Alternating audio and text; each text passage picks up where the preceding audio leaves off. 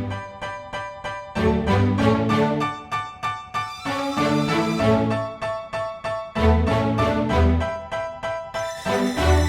know I've been around and doing it, but now it's my time to shine and start proving it. I'm losing it, I'm moving it. The city is where I'm made, Bostonian flow, I kick it a back day. Yeah, I got game, got in a fan way. We the city of the champs, every sport we play. Spit wetter than the harbor, yeah, I'm flowing like the Charles. I be speeding on this beat, call it Turnpike Miles. Yeah, it's Google signing on, John to the Hancock, and I'm always key, I'm ready to unlock. I be doing big things. Welcome back, everyone, to the newest edition of Once a Week. I'm Billy Gianlutis, and guys, we've had a string of incredible special guests for you, and today we have another great one to bring such a great message. Guys, I give you Peter Panopoulos, who I met in the gym probably a couple of years ago at this point, but to see what he's doing in the world. And as you can see from the screen right here, a traveling teacher. He has traveled the world, but at the goal of trying to help people, help kids continue to grow in the teacher platform. He's a former public teacher. He's been a virtual tutor, helping people throughout COVID. And like I said, he's traveled the world, and his own personal growth has created such a powerful message for us, but also the students he teaches. I want to get him here on Once a Week so you can learn from him just as much, and then to see how powerful a traveling teacher actually is. Peter, I thank you for being here, brother. Thanks for having me. Yeah, of course, man. But no, seriously, like I know I just went off on a big thing, but this traveling teacher aspect, tell people what that is from your perspective, because you created it. Yeah, of course. I mean, you know, the name ended up starting from my motorcycle journey, which I'm sure we'll talk about later. But, you know, I was a former public school teacher. You know, I had 8 years experience teaching middle school math. Absolutely loved it. You know, and I felt as though when I got back from my trip that was cut short, that I wanted to kind of change the gears a little bit and kind of put this name towards helping students in the best way that I could outside of the system that I had left. And, you know, making it virtual so that myself and my other teachers can continue their traveling dreams. Yeah, that's all. So when it got cut short, was that COVID? It was COVID. COVID, okay, Yeah. Gotcha. Yeah. Now, let me ask you this, because I find that COVID obviously was such a deterrent for a lot of people, but it was such a major growth point for a lot of people. Yeah. And I think that was the purpose of COVID in a grand scheme perspective. But you're saying that the traveling got cut short and everything, and you had to kind of step into this area. What helped you pivot to be able to do that? Because I think that's something not too many people did during COVID, but even today, people aren't doing it. But you create success out of the pivot. You know, I was really on a mission to stay out of the public schools. You know, I had a great time in them, but I felt it was time for me to move on and kind of change my gears in terms of what I was trying to get done and how I wanted to do it. And, you know, it was tough. I mean, you know, it was the first time I had done virtual tutoring. You know, I had left teaching before the virtual teaching had actually begun. Yeah. And so kind of hitting the ground running with it, trying to find the best platforms, best things to use for the kids. Because honestly, I mean, you know, my main concern was, are the kids going to be receptive to this? Yeah. You know, I had heard nightmare stories about the virtual teaching, and it's to nobody's fault. Right. It's just the way it's set up. If you have 30 kids on there, you know, it's really hard to be able to differentiate for the kids and handle their needs from a remote setting. Yeah. And, you know, I really found, even with my first couple sessions with virtual tutoring, I really found that it was actually possible. The kids engaged very, very well. Yeah. And, you know, everything seemed to go way smoother than I would have expected. Nice.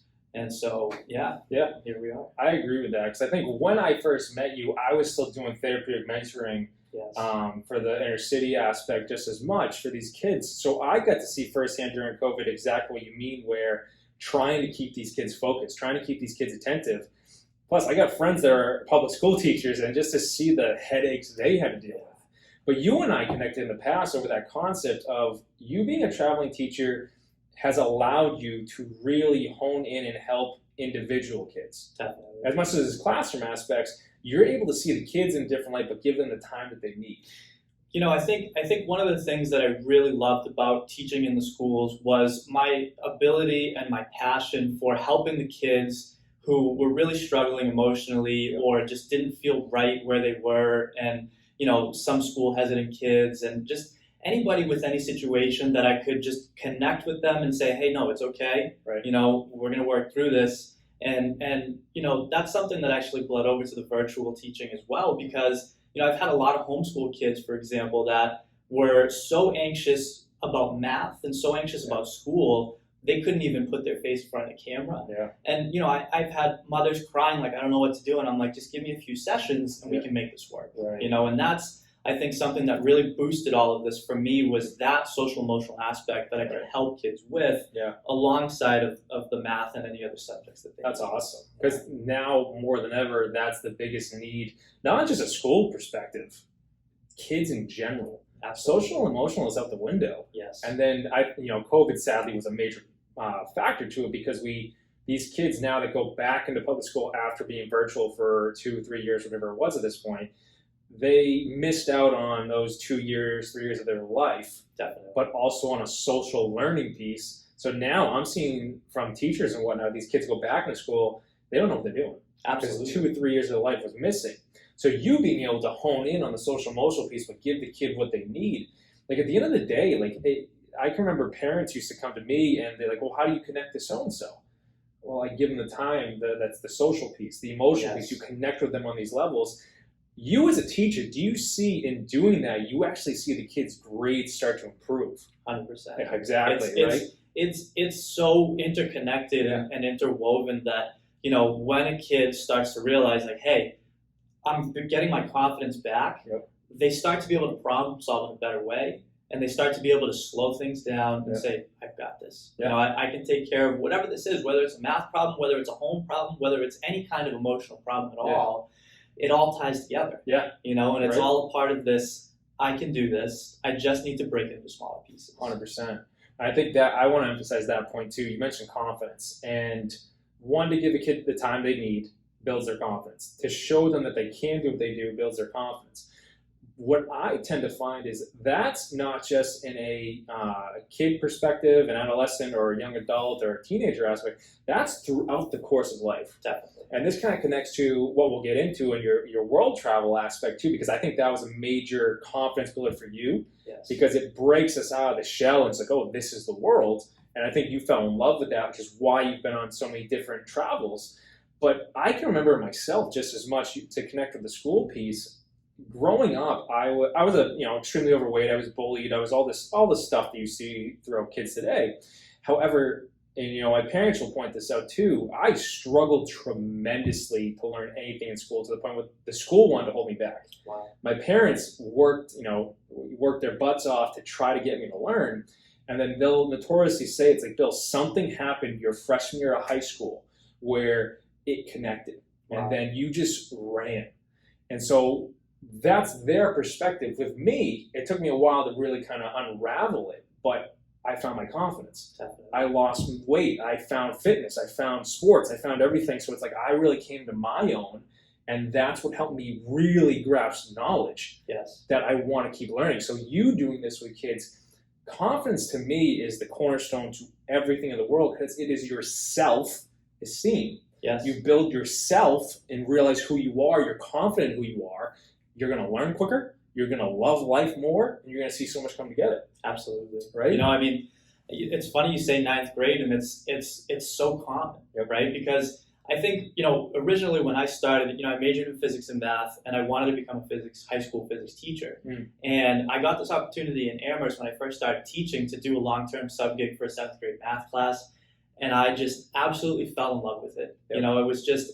I think that middle school is this time where kids are growing up, they're going through puberty, but they're growing up and they're starting to just be able to have real conversations with people. Right. And they're trying to navigate this and they're trying to figure it out.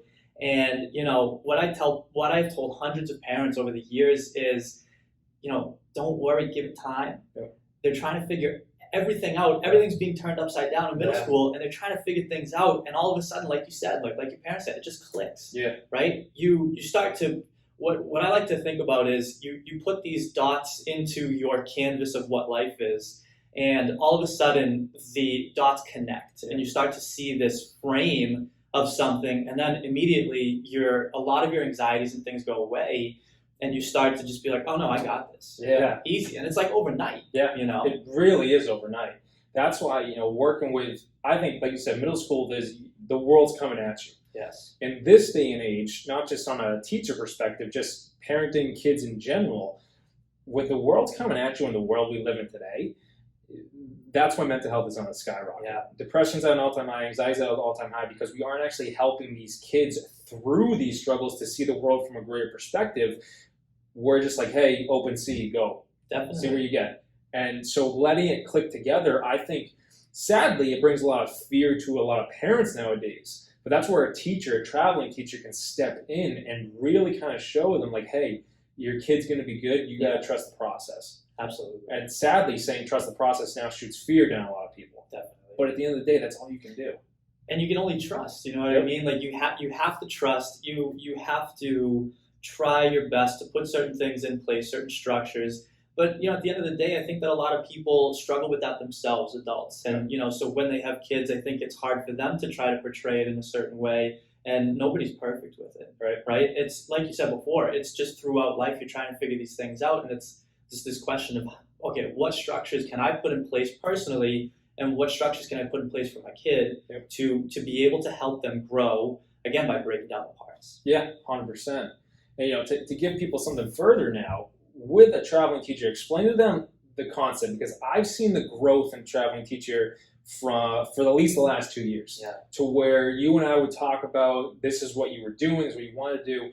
The point now where you've got teachers working under you, where you've expanded this so you can reach more and more classrooms, kids, teachers, everything like that. So explain to people a little bit more, like this virtual platform, but tutoring aspect, like it has so many different facets. So dive into it. Absolutely. I mean, when I got started with this, it wasn't just jump into a traveling teacher. I was trying to get my bearings into the virtual teaching as a whole. So I use platforms like YZN and OutSchool, which if you're an up-and-coming virtual teacher or you want to become one, I highly suggest those platforms. They're a great place to get your foot in the door, gain an understanding of how you can differentiate for the kids virtually, using the right platforms and things like that. And so, what I did was, there's these Facebook groups for OutSchool. And OutSchool, you can have, a bunch of kids in one class, and you can teach anything you want, which is what drove me to it at the beginning.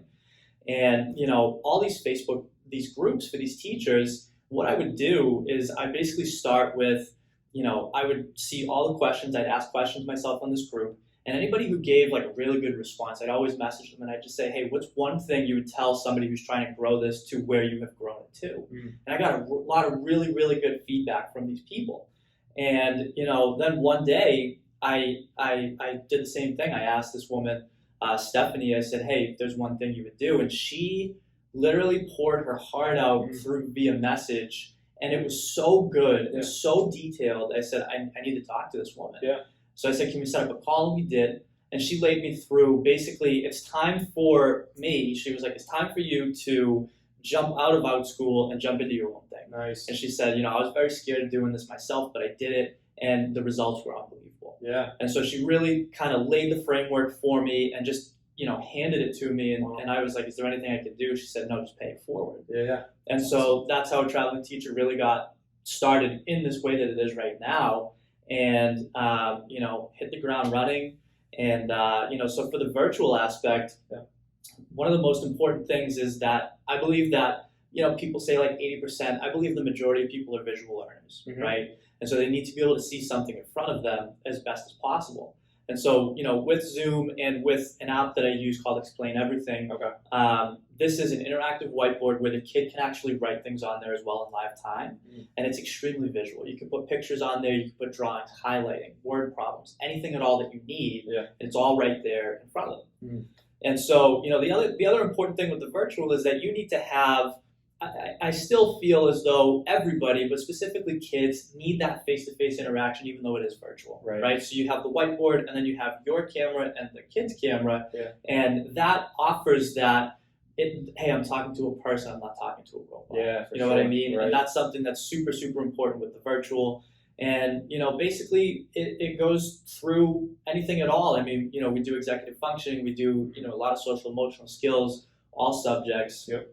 And, I think another important thing that we have here is that we keep in contact with not only the parents, obviously, but the schools as well. Where these kids go into the schools, a lot of tutoring companies have their own curriculum, and they say, yeah, don't worry about what you're doing in school. We're going to do this right now. And I think the important piece, and something that I noticed a lot in public school, was there needs to be constant communication between the teacher, the tutor, and the parent and the student. Yeah. And without that, it's very difficult for them to progress in the way that they could. Mm.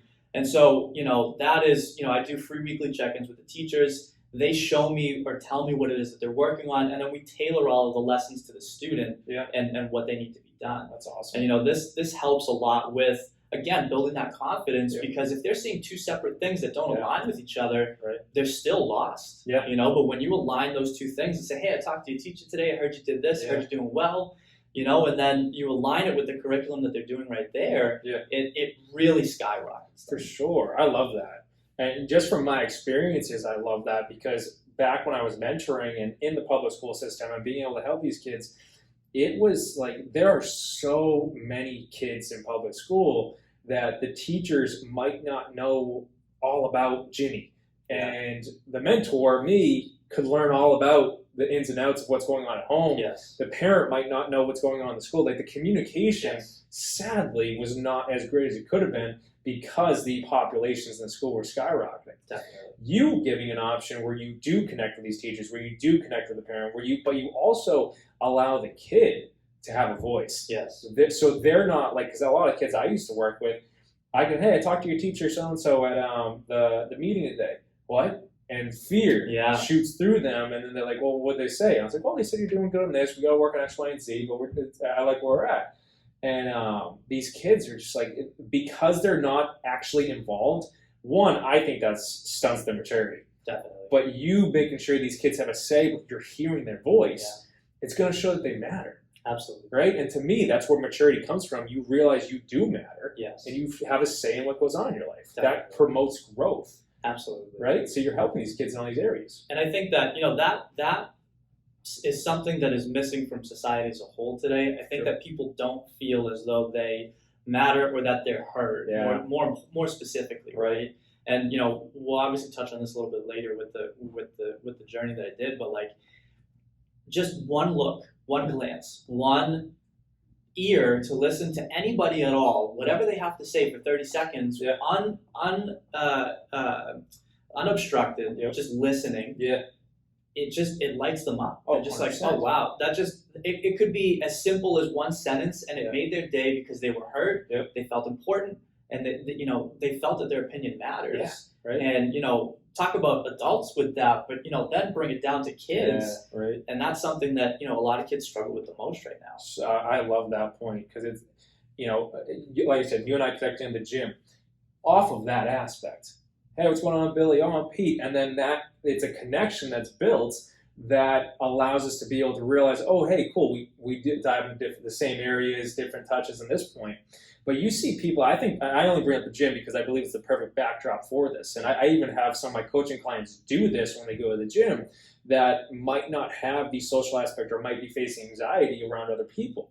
Well, that's because that connection piece was held out for so long in your growth period. Yes. We have to work on it. But in the gym, it's such a positive environment 9 times out of 10. Yes. I can go up to so-and-so like, hey, how you doing? In 30 seconds, as you said.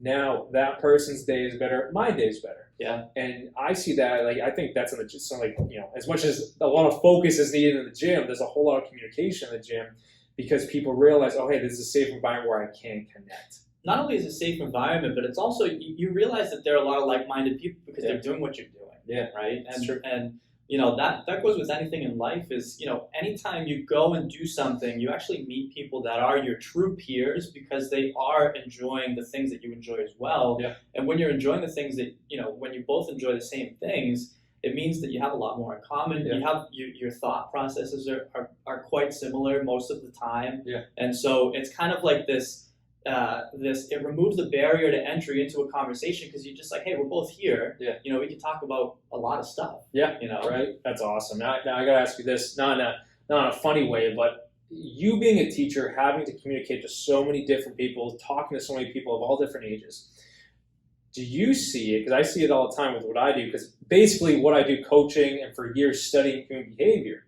When I talk to someone, I get to see, just calculation goes on in my head, what level they're at in that connection. Definitely. And talking to certain people at anywhere, not just the gym, but it's like you say, hey, what's going on? And hey, what's going on? And and that's obviously anxiety, social, emotional anxiety, and whatnot.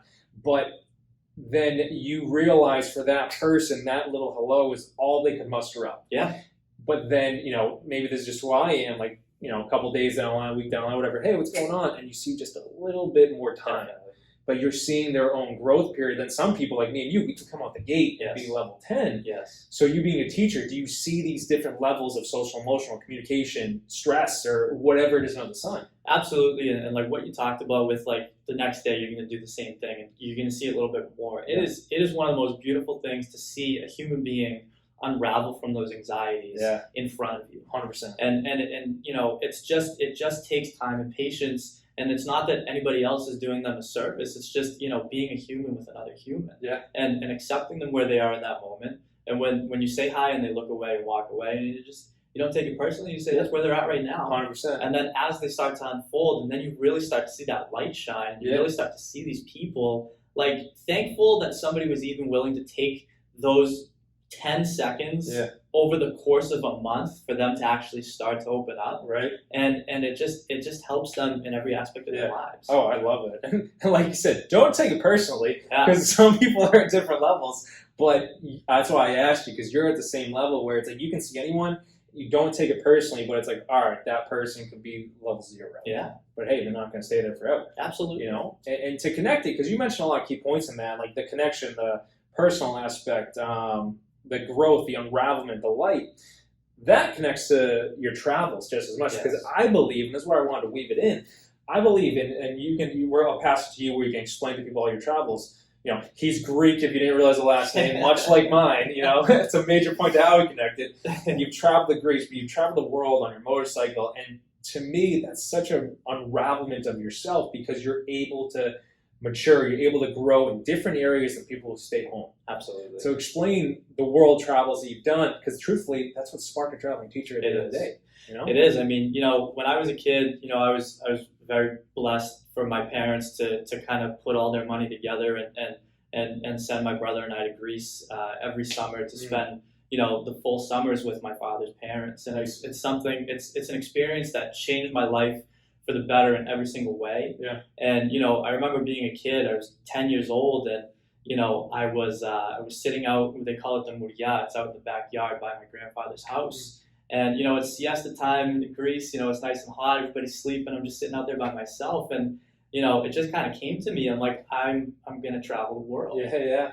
And I'm gonna become a teacher, and so that I can get my summers and do that. And obviously, as a 10-year-old, like, that's your goal, right? It's like, oh, well, I want to be able to do something. So what am I gonna do? I'm gonna become a teacher. Yeah. Obviously, the teaching aspect, the reasons for it changed in the future, but at that moment, it was just this flood of energy that I was like, oh, I'm gonna do this someday. Yeah. Awesome.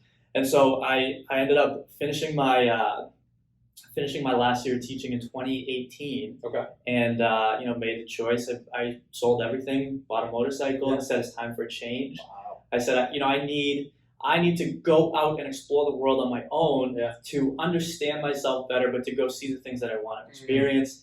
I knew that it was something that if I hadn't done it, it would be one of my biggest regrets. Yeah. And it was just the time to do it. Wow. It was time for me to just up and go, and you got to take that leap, and that leap worked out pretty well. Yeah. Now emphasize that, because I know a lot of people that tune in, or even just coaching clients that I talk to, that concept of you felt on your heart you needed to do this, you had to take this leap, or life wouldn't be what it could be, life wouldn't be the same, you'd always have this feeling in you. What gave you the confidence or the know-how to just, I'm going to do it and take the leap? It's crazy. There's a lot of different pieces, in terms of the journey for self-confidence. I think that the travels definitely helped me out a lot. I mean, again, my parents, they were working very hard, and it got to the point where, it was just my brother and I traveling across, the world with each other, and nobody else kind of there. And obviously there's structures in place within the airports to help with safety and stuff for kids, like the unaccompanied minors and stuff like that, which is great. Yeah. But you still have to do it. Yeah. You still have to rise up and say, oh, I'm going to do this. Yeah, yeah. So I mean, the journey kind of started very young, and it was always these bodily feedbacks that I received from doing things out of my comfort zone, this kind of this reward system that your body gives you for, hey, you're about to come up to something scary or something like that, and you can either, fight or flight. And, when you go for it, you get that good feeling and you say, you know what, it was worth it. And it's just slowly but surely you're kind of doing those things. That's awesome. And I think that, it gets to the point where, everybody as a person potentially reaches this breaking point where they say, I'm done with certain anxieties that I have within myself. I really need to do something about it. And I think that, those emotions weigh on you so much, and it's good that they do because it gives you the straw in the camel's back where it just breaks. And then when it breaks, you really, your body has no choice. Your body, your soul, your mind has no choice but to kind of restructure it and put it back together. And so I think it was a lot of little things that led up to it, and it just came to the point where again, I knew it was time to leave the public school system for me. And it was a really big leap, but I knew that from all those many lessons that I had learned, that if I do this, it's going to help me out in more ways than I could possibly imagine. It did. I love that. I picture the staircase in my mind. Where it's like you said, young age, you're taking these steps where it's like, oh my goodness, like parents today letting their kids go in the airport, it's like unheard of. Like, hey, travel on your own, it's you and your brother. It's unheard of. But to you, that was growth period, to the point of, like you said, the straw that broke the camel's back. And a lot of people, they break, we'll say, because of the weight of the emotions, the weight of what's going on in your life. And we can look at that in the sense of some people shatter and they stay there. Some people shatter and they either try to put, I've been in this state, we try to put the pieces back together and we realize they don't get back together and you stay in that state. Or you realize life is trying to tell me to go away. And that's a very painful road, I'm not going to lie. But that to me is like coming out of the cocoon. Where it's like you're now stepping forward, where it's like all the pieces are on the ground. And then, you know what, it's not going to come back together. I got to keep going. Absolutely. And I think that, people have to allow themselves to get those pieces to the fact that they're just kind of broken down so that they can build up. And, it's something that I really feel as though every human being needs some sort of pilgrimage, if you'll call it that, to be able to put those pieces back together. You need to break them down to your old self being in pieces so that you can go and do something new and you can actually put these pieces back together with these new experiences that you're doing for yourself. Now, obviously, I'm not telling everybody to go sell everything, get on a motorcycle and go travel the world. It could be anything. It could be something as simple as moving down the street. It could be something, anything at all, whatever you feel as though you need to do for yourself at that moment of, I don't know if I would call it rock bottom. I would just say where the pieces are all broken down and ready to be put back together is that point where you have to take that leap. And you have to go, and whatever it is that you're feeling, could be anything at all. Whatever it is you're feeling, you got to go do it. You got to go do it. I 100% agree with that. And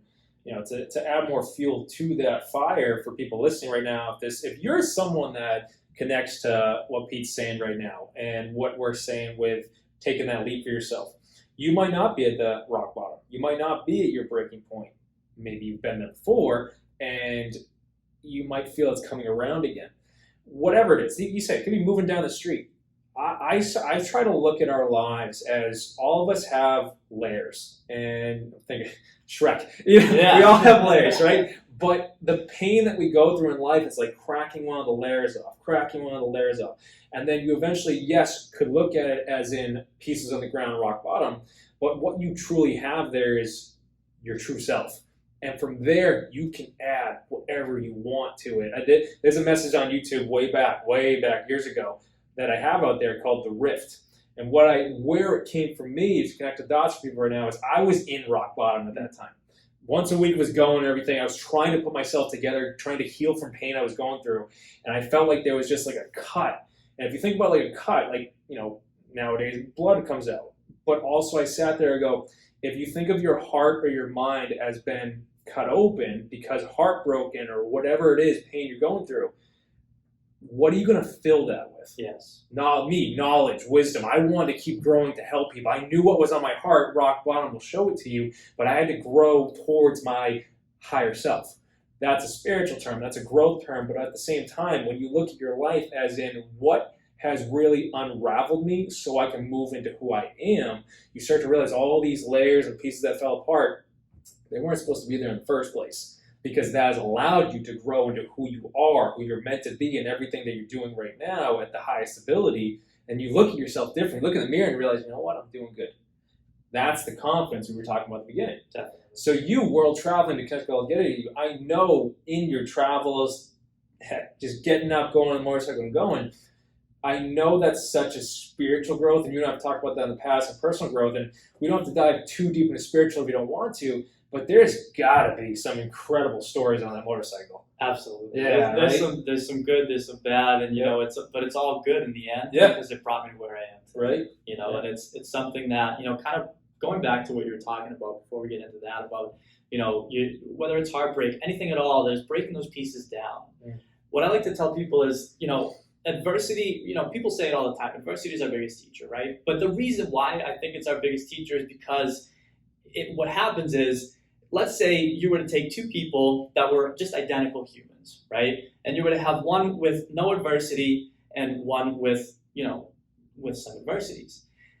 The person with the adversities will learn in so much more of a compacted timeline than the person without these adversities, because that's all it is. It's compressing events into you that are forcing you to change, right? And everybody has adversities, whatever the adversities may be. Yeah. And so, this idea of running away from these adversities is something that is actually, I want to say, detrimental to growth, because you have to be able to run into it as a person so that you can grow from it. You have to go through it, and you never go around it. Right. You know what I mean? And, and listen, I think that, obviously life will bring you adversities one after the other. They always show up in life. It's inevitable. And we have to accept them just as much as we accept the happy times, right? But I think that when these adversities show up, people can crumble and say, I can't do this. And that's okay.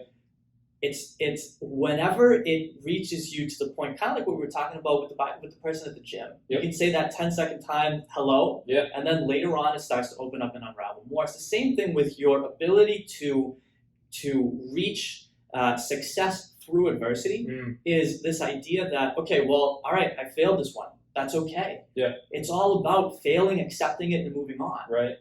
But when that time hits, when you say to yourself, this is the one and I got it. Right? Then it's the one and you got it. I love it. No, and that's true. Even just to expand that more, adversity, if you break that down, add versatility. Life is a concept, just lessons. His lessons are different than my lessons. Some might be the same, but we're meant to grow. The entire point of this life for all of us is to learn and grow, learn these life lessons to become better on a greater level, we'll say. If you think of adversity coming your way to add versatility so you can continue to learn, grow, go head first into the steps you learn from it, you kind of start to salivate at the mouth, where it's like, oh, this is meant to help me? Let's go. This is meant to be a challenge. Like you think about like on a sports team, this is the challenge, let's go. And you get amped up for it. But if you start to look at any area of your life as this is the adversity I was given to help me grow into who, one, I'm meant to be, but grow further into my goals, how could you say no? Let's go for it. Absolutely. Right? You start to see adversity completely differently at the point when you realize I can go through anything. You start to see adversity as this is what's coming. Bring it on, because I know that I'm going to be a better version of myself after this. Right. You know what I mean? And that's really what was going on during the motorcycle journey is, I started here and I made it across the country. And I went all the way down to Baja, California. And then I took the boat across to Mazatlan, did all of Mexico, Guatemala, El Salvador, Honduras, and Nicaragua. And it was beautiful, but it was tough. It was tough. But I think the number one thing, because listen, I faced quite a few life and death experiences on the road. And it's something that I realized, if I can get through these things on my own in the middle of nowhere, then I can do I can do anything. 100%. You know, and Wow.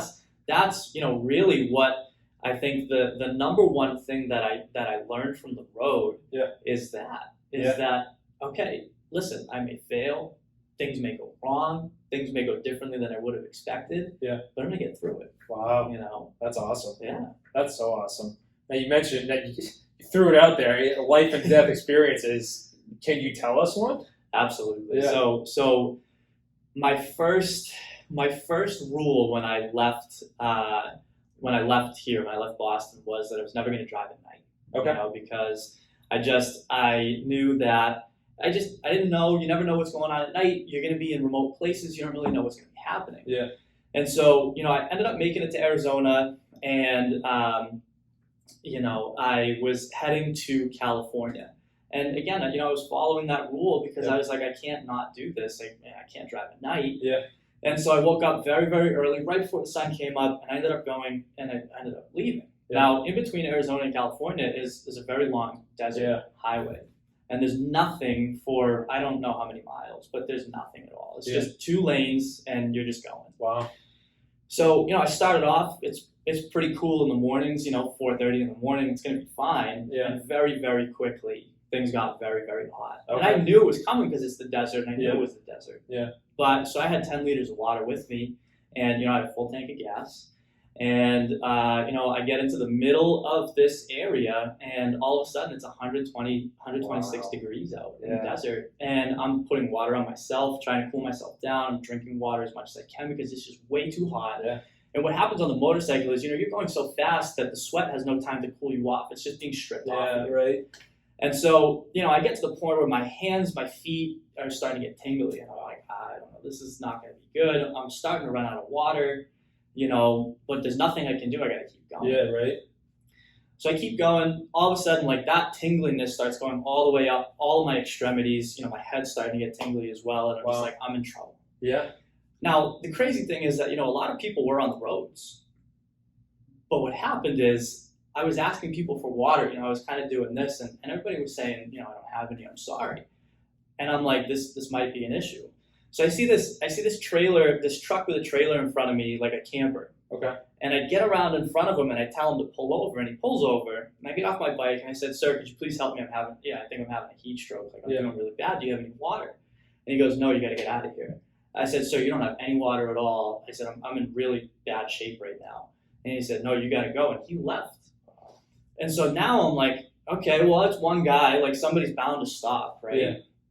I'm waving people down, and nobody's stopping. They're going as though I don't exist. Wow. And I'm in the middle of the desert now, and I have no idea, like, what is going to happen. So I am starting to pass out, and I know that I'm in, like, really bad trouble. Nobody's stopping, and I'm desperate. Yeah. And so what I do is I actually get in between the 2 lanes on the highway, and people are zooming by me like this, and I'm trying to stop people, and nobody's stopping. Wow. And I'm like, this might be it. Mm. You know, like, this might be something. Yeah. And so eventually I'm there in the middle of the highway, and, you know, I verbally ask for help, and this trucker pulls over. And so I get over to him, and by the time I get there, I'm pretty much passed out. He jumps out of the truck, and he throws me into the truck. And, you know, I'm in the truck, and I'm laying down, and he's throwing water on me, and he's trying to get me to drink water. And, you know, I start to come through, and I just start crying. Yeah. And I'm starting to, like, feel myself again, and I just start crying like in front of this guy, and I'm just like, "Thank you so much. You saved me. Nobody stopped. Yeah. I don't know why nobody stopped." And he's like, "I understand, brother." He's like, "Nobody stops here. I'm the only one that does." Wow. And so he's trying to calm me down, and he's saying, like, "Okay, where are you from? What are you doing?" And you know, I'm trying to focus through this haze of this heat stroke that's going on, and, you know, I'm telling him, and I'm like, "Okay, I'm starting to calm down. I have water. I'm cooled off." And I'm like, "All right, where are you from?" And he goes, "I'm from Iraq." Wow. And I go, I was blown away, and I think of it to this day because I said, you know, people have misconceptions of people around the world, and yet the only human that stopped for me on that road was one person that could be perceived in this country, as somebody that's different, that would not do that. Wow. And I thanked him profusely. I said, I don't have much to give you. He said, I don't want anything. I said, can I take your number down so I can, take care of you in the future, anything at all? And he said, I don't want anything. He said, and I ended up staying in that truck for about an hour. Wow. And he said, he filled up my waters, and he said, I'm glad you're starting to feel a little bit better, but you do have to continue. Yeah. And I said, absolutely, thank you very much. So I ended up traveling to the end of that desert road, and I found I was on like drops of gas left. Wow. And I had no water. I had the water that he gave me. So I stop at the gas station. I go inside and I tell the teller, I said, listen, I was just in a bad way. I'm gonna use the ice machine, and I'm just gonna put all the ice on me. He said, yeah, no problem, I understand. Yeah. And I was in that gas station for about 5 hours before I could leave again because I was so messed up. Wow. And so, that was my first big one. Yeah. And that was the one that showed me, like, don't ever be so solid on the rules that you create for yourself, because they can get you in trouble. And even with all the planning in the world, with the extra water and all of these things, you never know what's going to happen. Yeah. Wow. At the same time, to throw another one into that, and this is just my perspective on it, with the person this country would least expect at the time, to reach out a hand and help you, reaches out a hand and helps you. And he's the only one. Yeah. But also the messages they gave you. Yeah. And like, obviously he calms you down and everything. He's trying to check in. But the final one is like, hey, you got to keep going. Yeah. That to me is that echoes such a higher message. Absolutely. Like, not that you would have quit at the end of the day, but regardless of it, it's like, in some ways you're probably supposed to go through that. Yes. And I think that's where I look at things, where all things work together. That experience I think life brings you to points where it's like you're drained of everything, whether it's nutrients, water, whatever it is. But at the same time, those are the biggest moments that make the greatest impact on you. Absolutely. And for such a random stranger to reach out a hand, like, hey, I got you. Keep going. How could you not? Absolutely. And like you said, it was that final message of, you have to keep going. And what's so interesting is I was at a point when I left the public schools where I knew, like we talked about, like I was in those broken pieces, and I was just like, I need to figure this out, and going back is not an option. Yeah. And so, I think, what I like to say to people is, you have to be, no matter what your dream is, you have to truly be willing to die for it. Yeah. And I really do mean that sincerely. It doesn't matter what it is. You have to be willing to die for it. And, you hope that it doesn't get to that point. Yeah. But in order to reach the things that you want to reach in life, you have to take risks. Yeah. And if you feel as though this is something that is a very big risk, and yet you feel so deeply inside of yourself that I need to do this, there is no question at all, then you will find the strength to keep going. 100%. I think everyone's dream was given to them for a reason, because they're the ones that are supposed to bring into the world. Yes. And as much as there are risks in stepping towards that sometimes, if you feel it on your heart that I need to do this, I think there's a higher power that says, like, hey, I got every step of the way. Yeah. I got you. Keep going. Yeah. I think that as humans, there are these sort of,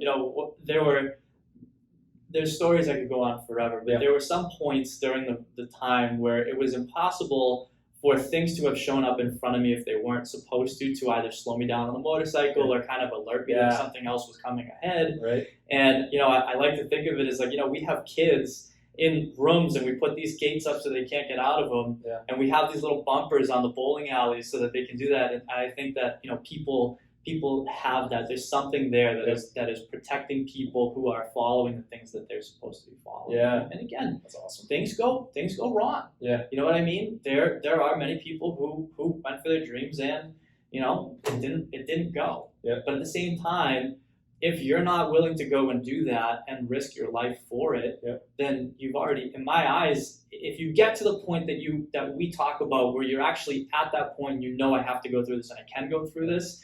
If you don't take that risk, then you've already died. You've already died. You're not living. You're not living. Exactly. You're not who you are because you are not going through the things that you have to go through. Yeah, right. And that comes back to the life lessons we mentioned earlier, where it's like life wants to teach you what I believe what your soul specifically is supposed to learn. and to continue to go through this adversity of this process and take the risk for sure, but take these steps forward allows you to unravel so much more yourself, but allows life to unravel to where you get to where you're meant to be. And if you don't step into that flow of life, are you really living? If you don't step into that fear at times, are you really growing your confidence? And it's just all these aspects put together. But, I appreciate you sharing that story. And like you said, there's so many more we can go into. But with all of that, I think it adds so much more foundational points, but also foundational power to why this happened. Yeah. A traveling teacher. And I'm glad you explained that story, because I want people to understand, I want you to go look up a traveling teacher. I want you to reach out to Pete if you can, just to ask him questions. If it sparks you, might be good for your kid, might be good for the classroom, the students, whatever it is. Because with that much emotion and energy and power backing it, to what sparked this insight, this dream of, I'm going to do this, I'm going to put it together, to where he's built it now. To me, with that being the story, the backdrop of why he has a heart to help people in such an incredible way, how could you say no to this being an incredible option for people? You went through hell to get to it. Yeah. When I started the trip, even day 2, I missed my students. Yeah. You know what I mean? I was just like, man, I miss those kids. I miss their energy. They would teach me much more than I taught them. Yeah. Just coming into school every day and just saying random funny things and just being themselves, because when you're in middle school, you're just open. Yeah. And I think that kids teach adults a lot more than we expect. 100%. And so when I was broken down and put all the pieces back together, and I realized how much I missed the kids, I found that, that was my next step, was like going, even though it was away from the system, going back into something that I was so passionate about from the very beginning, in my own way. That's awesome. And showing people, talking about stories like this, and again, talking about talking with these kids who were so anxious they couldn't even get in front of the camera, and telling them like, hey, let me tell you a story real quick. Yeah. And let me show you that no matter what the adversity is, you got to get in there, you got to step up, and you got to do it. Yeah. And so now's the time, and I'm here for you, and I have all the time in the world for you to open up, like we talked about, like that person at the gym. Yep. And that's it. I'm here for you. Yep. I'm not leaving. We got all the time, and wherever you're at right now is where you're supposed to be. Yeah. And I'm just here to listen. I love it. Yeah. I would love to put another period on the end of this, but that was such a great message. I was going to ask you for the last 2 questions, but you kind of just did one of them. One, what's a lasting message you want to leave with people? I think you just did it right there. You hit the nail on the head. And 2, where can they find you? What's the website? Where can they find a traveling teacher? Yeah, so that first one, I would say one of the most important things in life is, I feel as though people's fears stop them from doing a lot of things. However, I think that the fears of the people around them, because we are such communal people, the fears of the people around them also hinder them from doing the things they need to do. And I feel as though people really need to dive into themselves and say, all right, well, is this something I can do with or without? If it's without, fine, on to the next one and try to find something.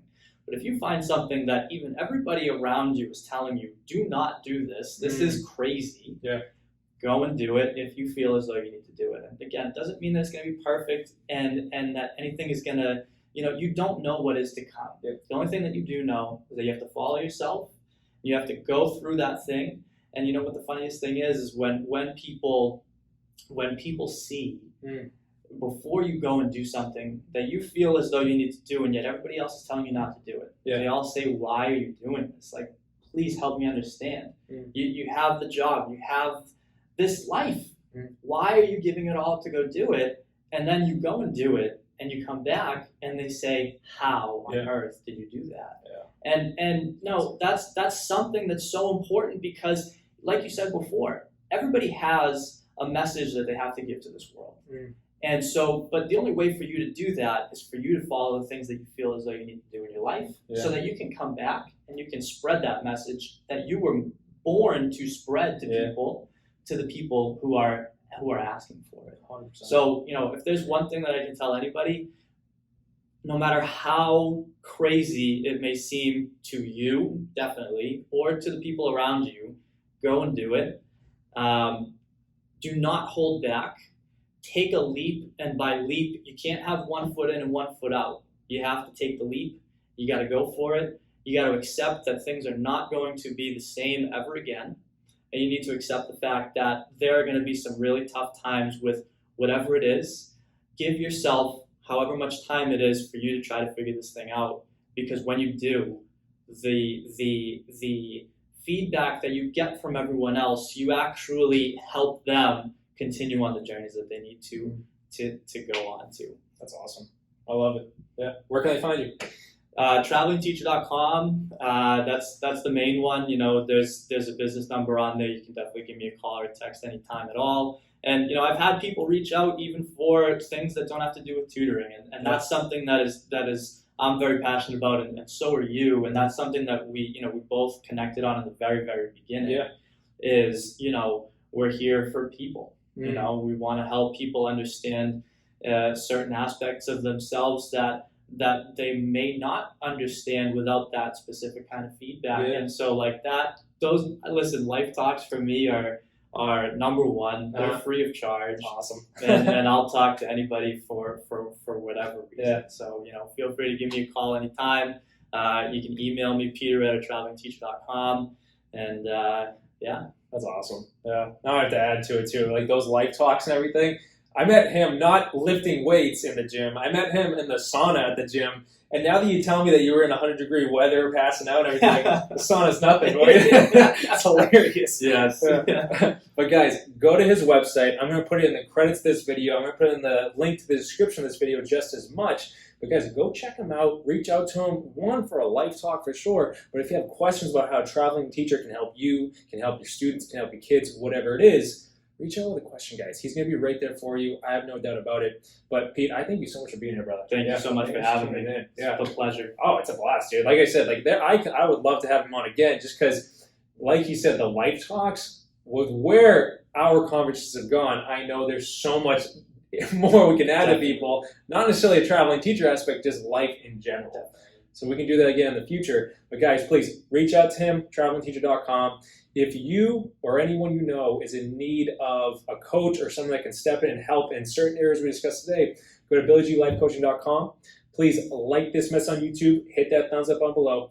If at any time someone popped into your head during this interview, during this message, that has a clear-cut sign to you, then that is someone that needs this message just as much. Share it to them, reach out a hand and help them, and please subscribe to Once a Week on YouTube if you have not already. But again, thanks for being here, brother. Thank you, my friend. Awesome. Yeah. Have a good one, guys.